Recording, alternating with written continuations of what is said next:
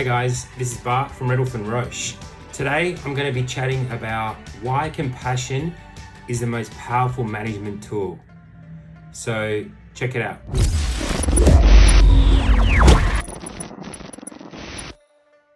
Okay, I do just want to add a quick disclaimer that I am reading from the blog that I posted. Therefore, that's why I'm looking up and not at the camera. So apologies in advance if I don't look directly at you, the wonderful viewer, but I am reading from this. Okay, cool. Stay tuned, here we go. Right, so why is compassion so powerful? Because it's about mindset. If you approach a situation with a specific mindset, the likely outcome of that situation is highly dependent on the mindset of the individuals going into that situation. So imagine this, a new employee or a team member messes up like a major presentation or something else and risks losing, a pitch or a client or a project. You as a manager, you're like, your blood's boiling as you get upset and you say to yourself, they really should have known better. They've done this before. Imbecile. I'm gonna tell them. I'm gonna really let them have it after the presentation because, they stuffed it up. Or, what the hell are they thinking? So after the presentation, you decide that you're gonna have a word with them, right? Except that you're gonna have this little chat with an agitated mindset because you're like, something important has happened and it's something stuffed up. So to try and get positivity and success from that, like an agitated mindset, is going to be hard. Once we have this inertia of an emotion, it takes a lot of conscious effort to change it. And as you go to them, for messing up, so let's say you confront this person afterwards for messing up the presentation or whatever it is, from this mindset of agitation, the likely response of this person will be defensiveness, because it's like, if you think about nature and our primal selves, if one party is attacking, the other one is defending. If one party is chasing, the other one is running.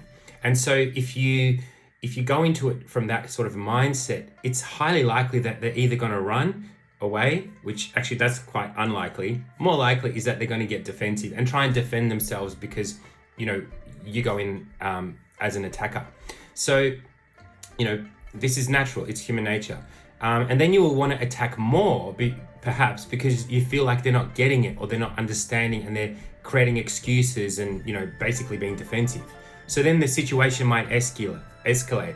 And, because you're their people leader or whatever, you might be victorious in this particular battle. And they might leave slightly deflated after the encounter. Perhaps their confidence has been lowered and their motivation might be shot for the rest of the day, perhaps the rest of the week. Then, after everything's calmed down, you may feel regret or a remorse afterwards because winning this battle didn't actually make you feel better and didn't actually give you the result that you wanted. Now picture this. You think to yourself, a different mindset. You approach it from a more compassionate mindset and you think, this person really stuffed up the presentation, but you know that they usually work hard and are committed to the team and the work that they do. And you think to yourself compassionately, I wonder if they're okay. I wonder if perhaps they were nervous or something was going on for them that made them drop the ball this time. And then you engage with this compassionate self afterwards, right? And take two. And then you approach them and you say, hey, look, are you okay? I noticed that you were quite nervous during that presentation. How do you feel that went? Is there anything that I could have done to help you to prepare better or support you in any way? Is there anything that you want to talk about? Something may be going on for you. Are you perhaps nervous or, could we have prepared better? And then what happens then is the likelihood of a positive outcome from a compassionate conversation is much higher. This person will know that you as their people leader or people manager actually genuinely cares about them. And not only will this increase their confidence, but it will increase their resolve to make sure that the next presentation is better than the last, because they don't want to let you, themselves, or the team down. People are generally smart. The industries that we work in, people are intelligent. Give them credit for that. And they will know when they're winning, and they will know when they've dropped the ball or they're dropping the ball, and nobody likes that feeling of dropping the ball or letting the team down. And the outcome of genuine compassion in conversations, especially when something's wrong, will create a feeling of safety and support within your team that will actually encourage higher performance in the long run.